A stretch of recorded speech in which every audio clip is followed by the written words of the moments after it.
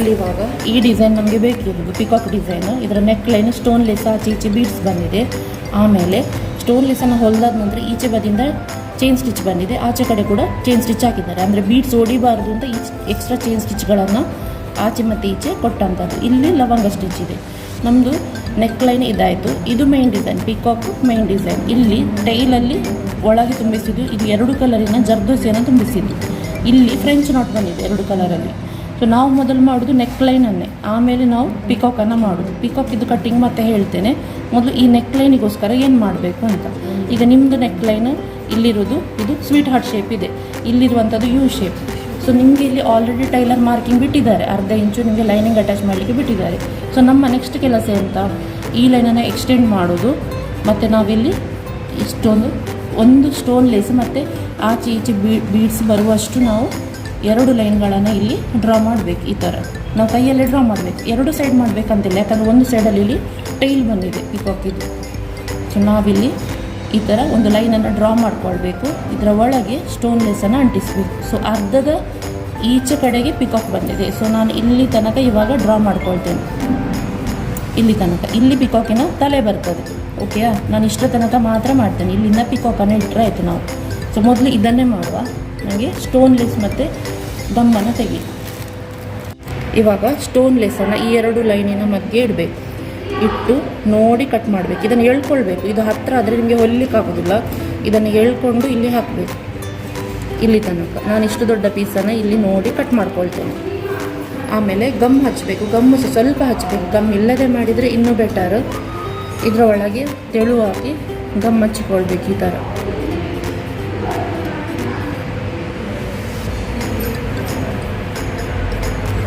ಆದಷ್ಟು ಕಮ್ಮಿ ಹಾಕಿ ಆರಿ ನೀಡಲ್ ತೆಗೀರಿ. ಇದನ್ನು ಅಂಟಿಸ್ತಾ ಬರಬೇಕು. ಇದನ್ನು ಎಳೆದು ಅಂಟಿಸಬೇಕು. ನಿಮಗೆ ಹೊಲಿಲಿಕ್ಕೆ ಅಲ್ಲಿ ಗ್ಯಾಪ್ ಬೇಕು. ಇದನ್ನು ಎಳೆದು ನೋಡಿ ಅಂಟಿಸಿ. ಈ ಥರ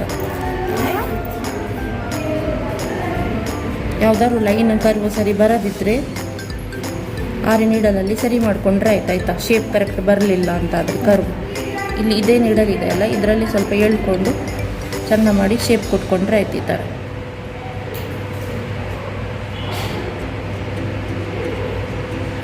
ಇದಿನ್ನು ಒಣಗಬೇಕು. ಇದು ಒಣಗೋ ತನಕ ನಾವೇನು ಮಾಡಲಿಕ್ಕೆ ಆಗೋದಿಲ್ಲ. ಸಾಧ್ಯ ಇದ್ದರೆ ನಾವು ಪಿಕಾಕ್ ಮಾಡುವ. ಇವಾಗ ನಾನಿಲ್ಲಿ ಮೊಬೈಲಲ್ಲಿ ನಮಗೆ ಬೇಕಿದ್ದ ಪಿಕಾಕನ್ನು ಎನ್ಲಾರ್ಜ್ ಮಾಡಿಟ್ಟುಕೊಂಡು ಇದೇ ರೀತಿ ಇದನ್ನು ಟ್ರೇಸ್ ತೆಗಿತಾ ಇದ್ದೇನೆ. ಒಂದು ಚಿತ್ರ ಇದ್ದರೆ ನಾವು ಅದನ್ನೇ ಹೀಗೇ ಟ್ರೇಸ್ ತೆಗಿಲಿಕ್ಕೆ ಬರ್ತದೆ. ಈ ಥರ ನೀವು ಡ್ರಾಯಿಂಗಲ್ಲಿ ಹುಷಾರಿದ್ದರೆ ನೀವೇ ಡ್ರಾ ಮಾಡ್ಬೋದು. ಅಥವಾ ನಿಮ್ಮ ಪಟ್ಟೆ ಸೀರೆಯ ಬಾರ್ಡರಲ್ಲಿದ್ದರೆ ಅದನ್ನೇ ಪುನಃ ನೀವು ಅದರ ಮೇಲೆ ಇದೇ ಥರ ನೀವು ಟ್ರೇಸ್ ಪೇಪರನ್ನಿಟ್ಟು ನೀಟಾಗಿ ಟ್ರೇಸ್ ತೆಗಿಬೋದು. ಆಯಿತಾ. ಫಸ್ಟಿಗೆ ನಮಗೆ ನವಿಲಿಗೆ ಬೇಕಿರೋದು ನವಿಲಿನ ಕೊಕ್ಕು ಮತ್ತು ಬಾಲ, ಕಣ್ಣು ಇದಿಷ್ಟು ಚೆಂದ ಬರಬೇಕು. ಕಣ್ಣು ಮತ್ತು ಜುಟ್ಟು ಇದು ಅಟ್ರಾಕ್ಷನ್ ನವಿಲಲ್ಲಿ. ಇವಾಗ ಇಲ್ಲಿಗೆ ನಾನು ಮಾರ್ಕಿಂಗ್ ಮಾಡ್ಕೊಳ್ತೇನೆ. ಇದು ರಫ್ ಸ್ಕೆಚ್. ಇದನ್ನು ಇನ್ನೂ ಡೀಟೇಲ್ ಆಗಿ ಮಾಡಲಿಕ್ಕೆ ಇದೆ. ಮತ್ತು ಇಲ್ಲಿ ಒಂದು ಡ್ರಾಪ್ ಶೇಪಿನ ರೆಕ್ಕೆ ಬಂದಿದೆ. ಇದಕ್ಕೆ ಇದನ್ನು ಪುನಃ ಡ್ರಾ ಮಾಡುವ. ಈ ಥರ ಇದು ಡಬಲ್ ಲೈನು. ಇಲ್ಲಿ ಸಹ ನಮಗೆ ಸ್ಟೋನ್ ಲೇಸ್ ಆಚೆ ಈಚೆ ಬೀಡ್ಸ್ ಬಂದಿದೆ. ಇದು ಸೆಂಟರಿದ್ದು ಒಂದು ಕುಂದನ್.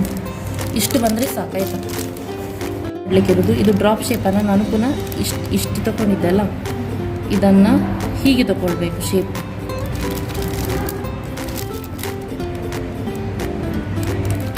ಅದನ್ನು ಸರಿ ಮಾಡುವ. ಈಗ ಇಲ್ಲಿಂದ ಹೀಗೆ ಇಲ್ಲಿ ಒಂದು ಕಾಲನ್ನು ಈ ಥರ ಕೊಟ್ಟಿದ್ದಾರೆ. ಇಲ್ಲಿಂದ 2 ಈ ಥರ ಕರ್ವ್ ಬಂದಿದೆ. ಇದಿಷ್ಟನ್ನು ಇನ್ನು ಮಾಡ್ಬೋದು ನಾವು. ಆಯಿತಾ. ಮತ್ತು ಈ ಪೋರ್ಷನನ್ನು ಪುನಃ ಮಾಡುವ ನೆಕ್ಸ್ಟ್. ಓಕೆ ಸಾಕು. ನೋಡಿ ನನಗೆ ಪಿಕಾಕ್ ಇಲ್ಲಿ ಬೇಕು, ನನಗೆ ಪಿಕಾಕ್ ಇಲ್ಲಿ ಬೇಕು. ನಾನು ಇದನ್ನು ಹೊರಗೆ ತಗೊಳ್ಳಿಯಾ ಒಳಗೆ ಬೇಕಾ ನಿಮಗೆ? ಗರಿ ನಿಮ್ಮ ಡಿಸೈನಲ್ಲಿ ಗರಿ ಇದರ ಒಳಗೆ ಬಂದಿದೆ. ಇಲ್ಲಿ ಒಳಗೆ ಬೇಕಾ ಹೊರಗೆ ಇರಲಿಯಾ? ಒಳಗೆ ಇರಲಿ. ಹಾಗೆ ಇದು ಪಿಕಾಕನ್ನು ಸ್ವಲ್ಪ ನಾನಿಲ್ಲಿ ಕ್ರಾಸ್ ತಗೊಳ್ತೇನೆ.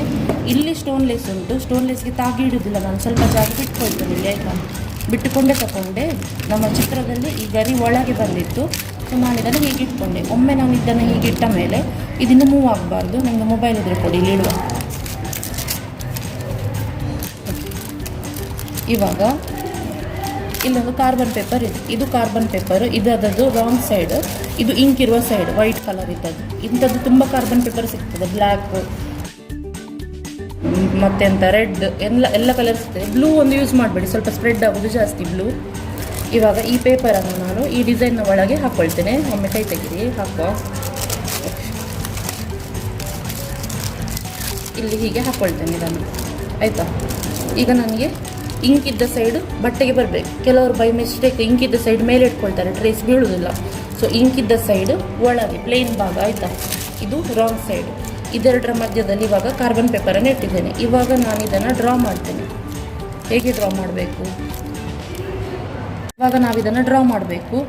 ನಮಗೆ ಮೇನ್ ಬೇಕಿರೋದು ಇದು ಪಿಕಾಕನ್ನು ಹೀಗೆ ನಾನು ಗಟ್ಟಿಯಾಗಿ ನಾರ್ಮಲ್ ಪೆನ್ಸಿಲಲ್ಲಿ ಒತ್ತಿ ಮಾಡ್ತೇನೆ.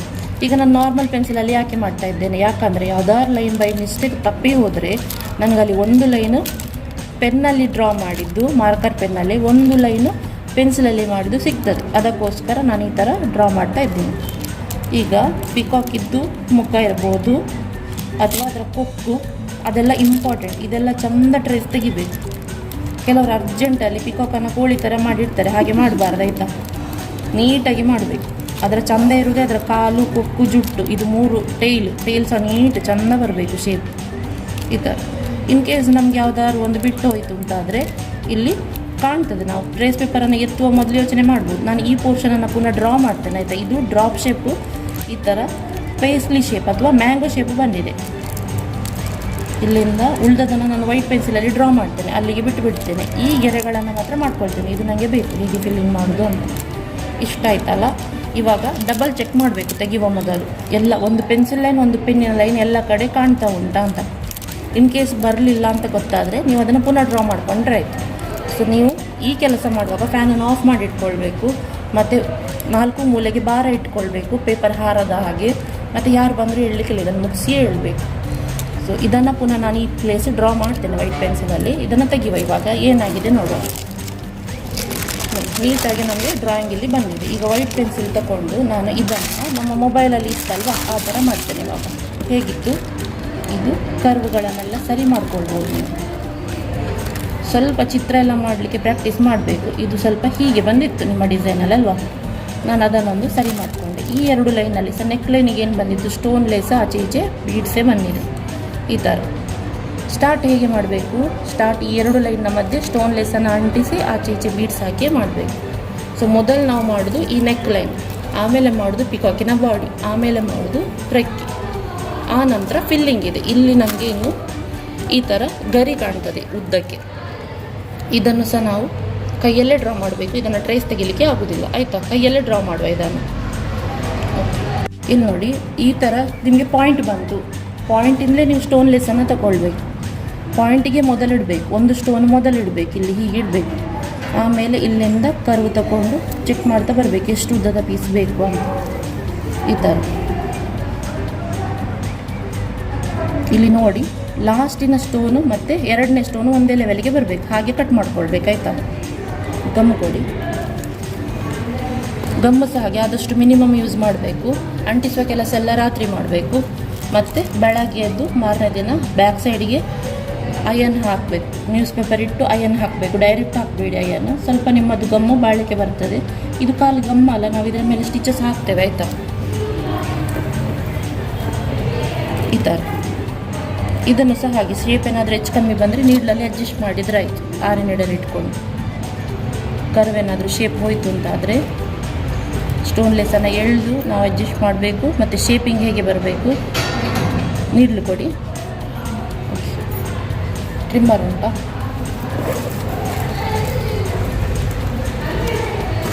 ಟ್ರಿಮ್ಮರ್ ಯೂಸ್ ಮಾಡುವಾಗ ಜಾಗ್ರತೆ, ಬಟ್ಟೆ ಎಲ್ಲ ಕತ್ತರಿಸಿಡಬೇಡಿ, ಜಾಗ್ರತೆಯಲ್ಲಿ ಕಟ್ ಮಾಡಿ, ಆಯಿತಾ.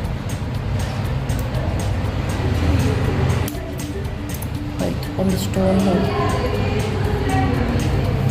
ಇದೇನು ಹೆಚ್ಚು ಕಮ್ಮಿ ಆದರೂ ಈ ಥರನೇ ಅಂಟಿಸಿ ಸರಿ ಮಾಡಿ.